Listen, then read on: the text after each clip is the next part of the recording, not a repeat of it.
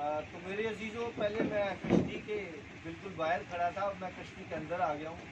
تو یہ تقریباً 20 فٹ اونچائی پر ہے زمین سے۔ تو میں یہ دیکھ رہا ہوں اس کے جس طرح سے انہوں نے پیلرز کو کھڑا کیا ہے، پھر اس کے بعد اس کی لمبائی اور چوڑائی کو اور اس کی گولائی کو کس طرح سے کٹنگ کر کے اس میں یہ دیکھیں اسکرو لگائے ہوئے ہیں، اور پھر اس کے بعد یہاں سے اگر اس کو واش کرنا ہے یا کچھ بھی تو اس کا پانی اگر باہر جانا ہے تو کس قدر انہوں نے بڑی بڑی مشینوں کے ساتھ، آروں کے ساتھ کٹنگ کر کے اسکروؤں کو ٹائٹ کر کے کیلوں کو لگایا گیا۔ تو میں ان ساری چیزوں کو دیکھ کر ہنس رہا تھا کہ دیکھیے خدا کی قدرت کے، اس وقت نوح کے پاس کوئی ایسی مشینری نہیں تھی، کوئی بھی اوزار نہیں تھا، لیکن پھر بھی اس نے اتنی مضبوط کشتی بنائی، اتنے مضبوط اوزاروں کے ساتھ اس کو بنایا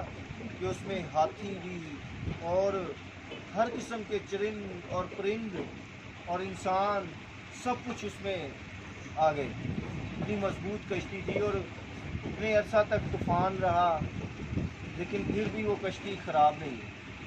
تو آج دیکھیں کس قدر یہ مشینوں کے ساتھ 50 مزدور جو ہیں وہ کشتیوں کو بنانے کے لیے کام کر رہے ہیں، اور یہ 1 سے 1.5 سال کے عرصہ میں اس کشتی کو کمپلیٹ کر رہے ہیں۔ تو خداوند کی قدرت دیکھیں، نوح کے پاس کچھ بھی نہیں تھا تو بھی اس نے ایسا کمال کا کام کیا۔ بائبل مقدس آج بھی اس کے بارے میں بتاتی ہے کہ نوح نے کشتی بنائی جس کے وسیلہ سے خدا نے بنی نوع انسان کو نجات بخشی یا زندگی بخشی۔ Thank you.